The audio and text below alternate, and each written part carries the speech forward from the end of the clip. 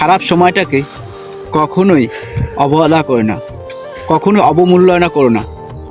কারণ এই খারাপ সময়ে তোমাকে শিক্ষা দিয়ে গেছে, তোমাকে বুঝিয়ে দিয়ে গেছে তোমার কে শত্রু, কে বন্ধু, কে প্রিয় মানুষ, কে তোমাকে ভালোবাসে, কে তোমাকে ঘৃণা করে, কে কেমন, তোমাকে তার অবস্থান সম্পর্কে চিনিয়ে দিয়েছে ওই পরিস্থিতির সম্পর্কে, ওই সময়ের সম্পর্কে। তাই খারাপ সময়টা যদি আমাদের জীবনে না আসে, তাহলে আমরা কখনোই ভালো সময়টা উপলব্ধি করতে পারবো না, ভালো সময়টা বেছে নিতে পারবো না। আমাদের জীবনে খারাপ সময়টা আমাদের জন্য কিছু সময় কষ্টকর হলেও এটা পরবর্তী সময় সুখের একটা কারণ।